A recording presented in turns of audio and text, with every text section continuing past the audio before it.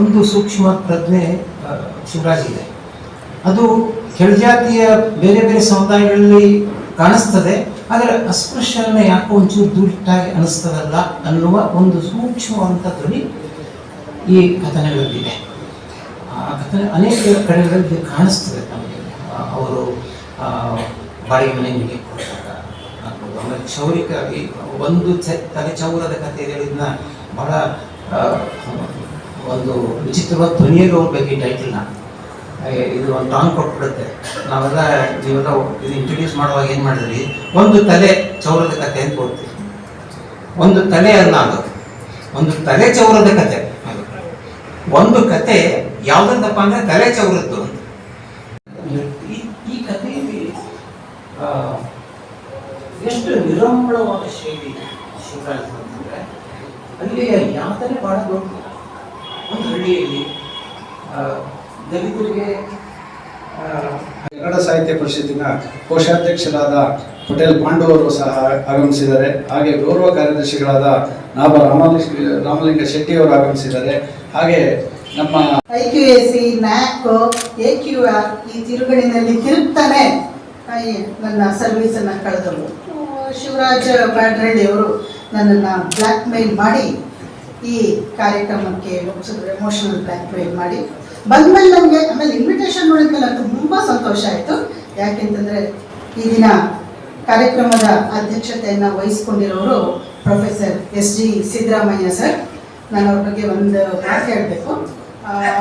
2005 ನನ್ನ ಮೊದಲ ಕೃತಿ ಅಂಬೇಡ್ಕರ್ ವರ್ತಮಾನದೊಂದಿಗೆ ಮುಖಾಮುಖಿ ಅದನ್ನು ಬರೆದಿದ್ದೆ. ಅದರ ಹಸ್ತಪ್ರತಿಯನ್ನು ಫಸ್ಟ್ ಓದಿದ್ದು ಕೂಡ ಬಸವರಾಜ ಕಲ್ಗುಡಿ ಸರ್. ಬಟ್ ಅದನ್ನ ಪ್ರಕಟಿಸೋಕ್ಕೆ ಹಿಂದೂ ಮುಂದೆ ನೋಡ್ತಿದ್ದೆ, ಎಲ್ಲ ಮಾಡ್ತಿದ್ದೆ. ಅದರ ಹಸ್ತಪ್ರತಿನ ಪುಸ್ತಕ ಪ್ರಾಧಿಕಾರಕ್ಕೆ ಹೋಗಿದ್ದೆ. ಅವ್ರಿಗೆ ಫೋನ್ ಮಾಡಿ ಕರೆದು, ಸಿದ್ದರಾಮಯ್ಯ ಸರ್ ಫೋನ್ ಮಾಡಿ ಕರೆದಿದ್ದಾರೆ, ಎಲ್ಲರೂ ನನಗೆ ಕೈಯೆಲ್ಲ ಬರೋದು, ಸರ್ ಬರ್ತೀನಿ ಸರ್, ನೋಡಮ್ಮ ಇದನ್ನು ಪ್ರಕಟಿಸಮ್ಮ, ನೋಡು ಹಕ್ಕುಗಳನ್ನ ನಿನ್ನ ಹತ್ರನೇ ಇಟ್ಟುಕೋ ಅಂತ ಹೇಳಿ. ಸರ್ ಅದು ಏನು ತಲೆ ಬರೋದೇ ಗೊತ್ತಿಲ್ಲ ನನಗೆ, ನೀವೇನು ಹೇಳಿದ್ರು ಅದಕ್ಕೆ ರೈಟ್ ಅಂತ ಹೇಳಿದ್ದು. ಸೊ ನನ್ನ ಮೊದಲ ಕೃತಿ ಪ್ರಕಟ ಆಗೋದಕ್ಕೆ ಮತ್ತು ಅದರ ಬಿಡುಗಡೆಯ ಸಂದರ್ಭದಲ್ಲಿ ಅದರ ಬಗ್ಗೆ ಬಹಳ ಒಳ್ಳೆಯ ಮಾತುಗಳನ್ನು ಹೇಳಿ, ಪರವಾಗಿಲ್ಲ ನಾನು ಬರೀಬಹುದೇನೋ ಅಂತ ನನಗೆ ಅನಿಸೋ ಹಾಗೆ ಮಾಡಿದವರು ಸಿದ್ದರಾಮಯ್ಯ ಸರ್. ಇವತ್ತು ನಿಮ್ಮ ಜೊತೆ ನಾನು ವೇದಿಕೆಯನ್ನು ಹಂಚ್ಕೊತಿರೋದಕ್ಕೆ ಖುಷಿಯಾಗಿದೆ ಸರ್. ನಮಸ್ಕಾರ. ಕಲ್ಗುಡಿ ಸರ್ MA ಕಲ್ಗುಡು ನನ್ನ ಮೇಷ್ಟ್ರು, ನನ್ನ PhD ಮಾರ್ಗದರ್ಶಕರು. ಕಲ್ಗುಡಿ ಸರ್ ನನ್ನ ಬಗ್ಗೆ ಏನೋ ಹೇಳಿದರು ಅಂತಲ್ಲ, ನಾನು ಹೇಳಲೇಬೇಕು ಅಂತ ಅಂದುಕೊಂಡಿದ್ದಂತಹ ಒಂದು ಸಂಗತಿಯನ್ನು ಇವತ್ತು ನಿಮ್ಮ ಜೊತೆ ಹೇಳ್ಕೊತೀನಿ. 2007ನೇ ಇಸ್ವಿ ನಮ್ಮ ತಂದೆ ಪ್ರಾಸ್ಟೈಟಿಸ್ ಗ್ಲ್ಯಾಂಡ್ ಕ್ಯಾನ್ಸರ್ ಆಗಿ ಅವರು ತಮ್ಮ ಕೊನೆಯ ದಿನಗಳನ್ನು ಎಣಿಸ್ತಿದ್ದಂಥ ಕಾಲ. ನನ್ನ ಥೀಸಿಸ್ ಸಬ್ಮಿಷನ್ ಆಗಿಬಿಟ್ಟು ಅವರೇ ನನ್ನ PhD ಮಾರ್ಗದರ್ಶಕರು. 1.5 ವರ್ಷ ಆಗಿತ್ತು, ವೈವೋ ಆಗಿರಲಿಲ್ಲ. ನಮ್ಮ ತಂದೆಗೆ ಇದ್ದಿದ್ದು ಒಂದೇ ಒಂದು ಆಸೆ ಅಂತಂದ್ರೆ, ಕೊನೆ ಪಕ್ಷ ನನ್ನ ಮಗಳು PhD ಪದವಿ ಪಡ್ಕೊಂಡು ಅನ್ನೋ ಒಂದು ಆಸೆ ಅವರಿಗೆ ತುಂಬ. ನಮ್ಮ ಪ್ರತಿಭಾವಂತ ನಮ್ಮ ಶಿಷ್ಯ ಅಂತ ಸರ್ ನಿಜವಾಗ್ಲೂ ಒಪ್ಕೊಳ್ಳುವಂಥ ಒಂದು ಮಾತು. ಇದು ಜೊತೆಲಿ ಹೇಳೋದಾದ್ರೆ, ಅವರು ಶಿವರಾಜ್ ಬೇಡ್ರವರು ತುಂಬ ವರ್ಷದಿಂದ ನಾನು ನೋಡಿದ್ದೀನಿ. ಅವ್ರನ್ನ ಮತ್ತೆ ಚಿತ್ತಯ್ಯ ಪೂಜಾರು, ನಮ್ಮ ಶಾಂತರಾಜು ಇವರೆಲ್ಲ ನೋಡ್ಕೊಂಡು ಬಂದಿದ್ದಾರೆ. ಅವರೆಲ್ಲ ಒಂದು ಸಮಾನವಾದಂಥ ವಯಸ್ಸಿನವರು ನೋಡ್ಕೊಂಡು ಬಂದಿದ್ದೀನಿ. ನಿಜವಾಗ್ಲೂ ಸಾರಿ ಹೇಳ್ದಂಗೆ ನಮ್ಮ ಶಿವರಾಜ್ ಅವರು ಸಿಂಪಲ್ ಆಗಿರುವಂಥವ್ರು, ಸಾಮಾನ್ಯದಲ್ಲಿ ಸಾಮಾನ್ಯವಾಗಿರುವಂಥವ್ರು. ಮತ್ತು ಅವರು ನಾನು ಪಕ್ಕದಲ್ಲಿ ಕೂತ್ಕೊಂಡಾಗ ನೀವು PhD ಯಾವುದನ್ನು ಮಾಡಿದ್ರಿ ಅಂತ ಕೇಳಿದೆ. ಅದಕ್ಕೆ ಅವರು ಬ್ಲೋಕ್ನವ್ರು ಅಂತಂದು ಅಂದರೆ ಜಾನಪದ ಅಂತ ಹೇಳ್ತಾರೆ. ಅಂದರೆ ನಿಜವಾಗ್ಲೂ ಅದು ಮಾಡಿರುವಂಥದ್ದು. ಅಂಥದ್ರಲ್ಲೂ ಕೂಡ ಅವರು ಸಾಮಾನ್ಯರಿದ್ದಾರಲ್ಲ, ಅದು ನಮಗೆ ತುಂಬ ಸಂತೋಷದ ವಿಚಾರ. ಜೊತೆಗೆ ಇವರು ಜೊತೆಗಿರುವಂಥವ್ರು ನನಗೆ ಚಿತ್ತಯ್ಯ ಪೂಜಾರು ಮತ್ತು ನಮ್ಮ ಶಾಂತರಾಜು ಇವರೆಲ್ಲ ಒಂದು ಸಮಕಾಲಿಕರು. ಸೊ ಮುಂದೆ ಏನು ನಮ್ಮ ಪ್ರೊಫೆಸರ್ ಸಿದ್ದರಾಮಯ್ಯ ಅವರು ಮತ್ತು ಕಲ್ಗುಡಿ ಸರ್ ಇವರೆಲ್ಲ ಇರುವಾಗ ಈ ಮೇಡಮ್ ಅವರು ನಿಮ್ಮ ಸಮಕಾಲಿಕರು.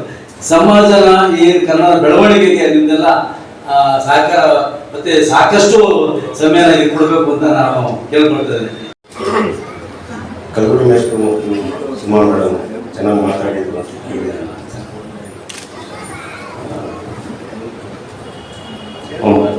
ಒಟ್ಟು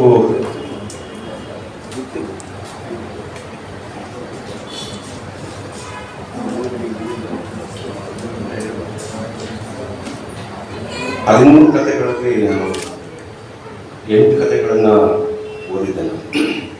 ಇನ್ನು 5 ಕಥೆಗಳನ್ನು ಓದಲಿಕ್ಕೆ ಆಗ್ತಿದ್ದ. ಹಾಗಾಗಿ ಶಿವರಾಜ್ ಅವರು ಮತ್ತು ಸಭಿಕರು ಕ್ಷಮಿಸ್ತಾರೆ ಅಂತ ಭಾವಿಸ್ತಾರೆ. ನನ್ನ ಮಾತುಗಳನ್ನು ಹಾಕ್ತೀನಿ. ಎಲ್ಲರೂ ಮೆಸ್ಟ್ಗಳಿದ್ದಾರೆ, SGS ಮೆಸ್ಟ್ ಇದ್ದಾರೆ, ಸುಮಾರು ಎಲ್ರಿಗೂ ಮತ್ತು ನಿಮ್ಮೆಲ್ಲರಿಗೂ ಮತ್ತೊಮ್ಮೆ ನಮಸ್ಕಾರ. ಪ್ರಬಂಧ ಅನ್ನುವ ಪ್ರಕಾರ ಹೆಚ್ಚು ಕಡಿಮೆ ಕ್ಷೀಣಿಸ್ತಾ ಇರುವ ಸಂದರ್ಭ. ಆ ಸಂದರ್ಭದಲ್ಲಿ ಶಿವರಾಜ್ ಪ್ರಬಂಧಗಳನ್ನು ರಚನೆ ಮಾಡುವ ಕಾಯಕಕ್ಕೆ ಕೈ ಹಾಕಿದ್ದಾರೆ. ಹಾಗಾಗಿ ಇದೊಂದು ಮಹತ್ವವಾದಂತಹ ಕೆಲಸ ಅಂತ ನಾನು ಭಾವಿಸ್ತೇನೆ. ಒಂದು ಕಲ್ಬುರ್ಗಿ ಮೇಷ್ಟ್ರು ನೆನಪುಗಳ ಬಗ್ಗೆ ಮಾತಾಡಿದ್ದಾರೆ. ಶಿವರಾಜ್ ಕಡೆ ಕೇಳಿದ್ದಾರೆ. ಇದೊಂದು ನೆನಪುಗಳನ್ನು ಮತ್ತೆ ನೆನಪಿಸಿಕೊಂಡು ಮಾಡ್ತಾ ಇರುವಂತಹ ಒಂದು ರಾಜಕಾರಣ. ಯಾಕೆಂದರೆ ಕಳೆದು ಹೋಗ್ತಿರುವಂತಹ ಗ್ರಾಮ ಮತ್ತು ಗ್ರಾಮ ಸಂಸ್ಕೃತಿಗಳು ಮತ್ತು ಕಳೆದು ಹೋಗ್ತಿರುವಂತಹ ಅನೇಕ ವಿಚಾರಗಳನ್ನು ಮತ್ತೆ ಎತ್ತಿ ತರುವಂತಹ ಕೆಲಸ ಇದು.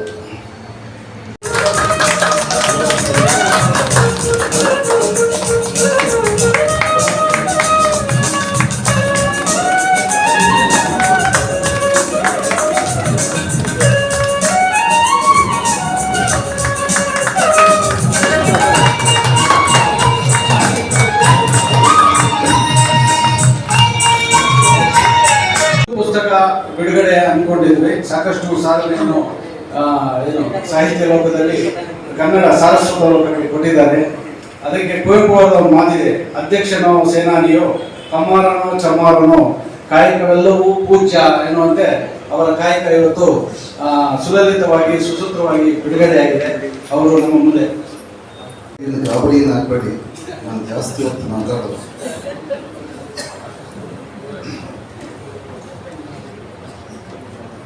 ಪ್ರಬಂಧ ಬರೆದದ್ದಾಯಿತು.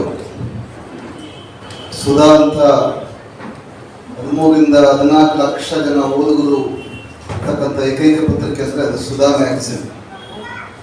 ಸಹಜವಾಗಿ ನಾನು ಪ್ರಬಂಧಕ್ಕೆ ಕೈ ಹಾಕಿದವನಲ್ಲ. ಒಂದ್ಸರಿ ಸಂಕ್ರಮಣ ಪತ್ರಿಕೆಯವರು ಪ್ರಬಂಧ ಸ್ಪರ್ಧೆಯನ್ನು ಕಾಲ್ ಮಾಡ್ತಾರೆ. ಇನ್ನು ಚಂಪಾ ಬದುಕಿದ್ರು. ನಾನೇನು ಮಾಡಿದೆ, ಒಂದು ಇರಲಿ ಅಂದ್ಬಿಟ್ಟು ಮಾವಿನಕಾಯಿ ಕಲ್ಲು ಹೊಡಿತಾರಲ್ಲ ಹಂಗೆ ನಾನು ಒಂದು ಕಲ್ಲು ಎಸೆದೆ. ನನ್ನ ಮೊದಲ ಪ್ರಬಂಧ ಯಾವುದು ಅಂತಂದರೆ ಒಂದು ತಲೆ ಚೌರದ ಕತೆ. ನೀವು ಬಹಳಷ್ಟು ಜನ ಗಂಡಸರಿದ್ದೀರಿ. ಮೊಟ್ಟ ಮಂಗಳವಾರ ಸಾಮಾನ್ಯವಾಗಿ ಮುಖಚೌರ ತಲೆ ಕ್ಷೌರ ಮಾಡಿಸಲ್ಲ.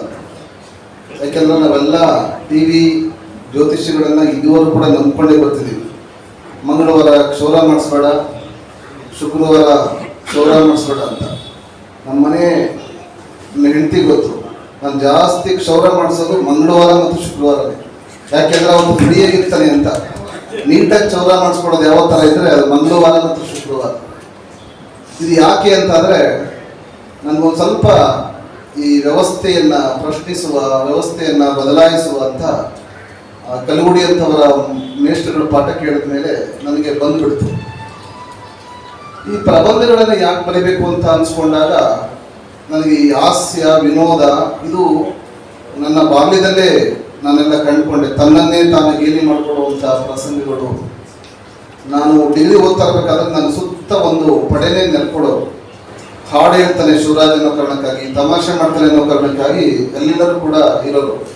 ಹಾಸ್ಟೆಲ್ ಕರೆಂಟ್ ಹೋದರೆ ಬ್ಯಾಡಲಿಯವರು ರೂಮ್ಗೆ ಹೋಗೋಣ ಅಂದ್ಬಿಟ್ಟು ಎಲ್ಲ ಬಂದ್ಬಿಡೋರು. ಕರೆಂಟು 1 ಗಂಟೆ 2 ಗಂಟೆ ಹೋದ್ರೆ ಅವ್ರಿಗೆ ಇನ್ನೂ ಖುಷಿ, ಇನ್ನಷ್ಟು ಹಾಡು ಆಡಿಸ್ಬೇಕು ಅಂದ್ಬಿಟ್ಟು ಆಡಿಸ್ತಾ ತಮಾಷೆಗಳು ಮಾಡಿಸ್ತಾ ನನ್ನ ಸುತ್ತ ಒಂದು ವೀಕ್ಷಕರು ನೋಡುಗರು ಕೂಡ ಕೇಳ್ತಾರೆ. ನಾನು ಹಿಂಗೆ ಶುರು ಮಾಡಿದಂಥ ನನ್ನ ಜರ್ನಿ ಡಿಗ್ರಿಯಲ್ಲೇ ನಾನು ಚುಟ್ಕ ಬರೆಯಕ್ಕೆ ಶುರು ಮಾಡಿದೆ. ಆ ಭಯದ ಅಂತರ ಇನ್ನೂ ಕೂಡ ಇತ್ತು. ಯಾಕಂದರೆ ಅವರ ಜ್ಞಾನ ನನಗೆ ಅವರು ಯಶೋಧರ ಚರಿತ್ರೆಯನ್ನು ಪಾಠ ಮಾಡ್ತಿದ್ರು. ಯಶಸ್ತಿಲಕ ಚಂಪು ಮತ್ತು ಯಶೋಧರ ಚರಿತ್ರೆಯನ್ನು ಕಂಪ್ಯಾರಿಸನ್ ಮಾಡಿಕೊಂಡು ನಾವೆಲ್ಲ ಮಕ ನೋಡ್ತಿದ್ವಿ. ಇಂಗ್ಲೀಷ್ನಲ್ಲಿ ಹೇಳ್ತಾ ಇದ್ರೆ ನಮ್ಗೆ ಒಂಚೂರು ಬರ್ತಾ ಆಗ್ತಿರ್ಲಿಲ್ಲ. ಕನ್ನಡಕ್ಕೆ ಬಂದ ತಕ್ಷಣಕ್ಕೆ ನಮಗೆಲ್ಲ ಕಿವಿ ನೆಟ್ಟೆ ನಿಂತ್ಕೊಳ್ಳೋದು. ಕಲ್ಗುಡಿಯವರು ಎಷ್ಟು ಒಳ್ಳೆಯ ಅಧ್ಯಾಪಕರು ಅಂತಂದರೆ, ನಮ್ಮ ಬ್ಯಾಚಲ್ಲಿ ಒಬ್ಬ ಹುಡುಗಿ ಸೀರಿಯಸ್ ಆಗಿ ಪಾಠ ಮಾಡ್ತಿದ್ದಾಗ ಅವಳು ಮತ್ತೆ ಮಾತಾಡ್ಬಿಟ್ಟು ಮಾತಾಡದ್ದೇ ಕೊನೆ ಅವತ್ತು ನಮ್ದು ಕ್ಲಾಸ್ ತಗೊಳ್ಳೋದು.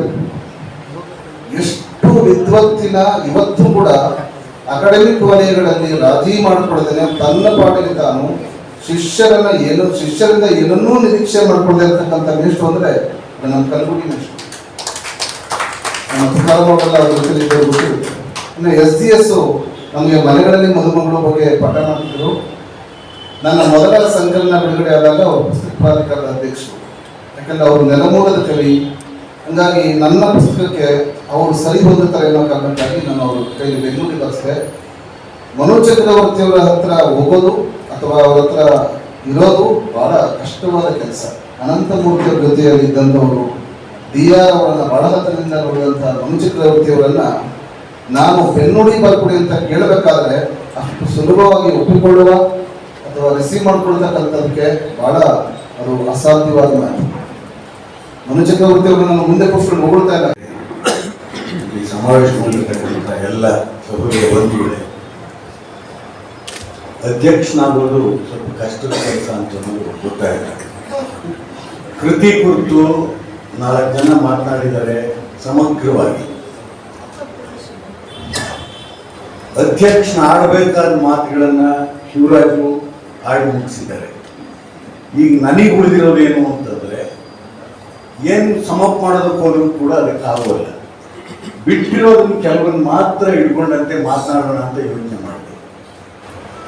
ಬಿಟ್ಟಿರೋದು ಯಾವುದು ಅಂತಂದ್ರೆ ತಿಮ್ಮಯ್ಯನವರು ಆಡಿದ ಮಾತುಗಳಿಗೆ ಉತ್ತರ ಕೊಡೋದು. ಆದ್ರಿಂದ ಇವತ್ತು ತಿಮ್ಮಯ್ಯನವರು ಈ ಒಕ್ಕೂಟ ಕಟ್ಟಿಕೊಂಡಂತೆ ಮಾಡ್ತಾ ಇರುವ ಕೆಲಸ ಬಹಳ ವಿಶೇಷವಾದದ್ದು. 2 ನೆನಪುಗಳನ್ನು ತಂದರು. ಒಂದು LSS ನೆನಪು ಸತ್ಯ. ಯಾಕೆಂತಂದ್ರೆ ಕನ್ನಡ ಪುಸ್ತಕ ಪ್ರಾಧಿಕಾರದ ಮೊಟ್ಟ ಮೊದಲ ಅಧ್ಯಕ್ಷರಾಗಿದ್ದವರು LSS ರಾಯರು. ಅದಕ್ಕೆ ಕಾರಣರಾಗಿದ್ದಂಥವರು ವೀರಪ್ಪ ಮೊಯ್ಲಿಯವರು. ಮೊನ್ನೆ ಕೂಡ ವೀರಪ್ಪ ಮೊಯ್ಲಿಯವರು ಮಾತನಾಡ್ತಾ LSS ಶತಮಾನೋತ್ಸವದ ಸಂದರ್ಭದಲ್ಲಿ ಮಾತನಾಡ್ತಾ ಕೆಲವು ವಿಶೇಷವಾದ ಸಲಹೆಗಳನ್ನು ಕೂಡ ಸರ್ಕಾರಕ್ಕೆ ಕೊಟ್ಟಿದ್ದಾರೆ.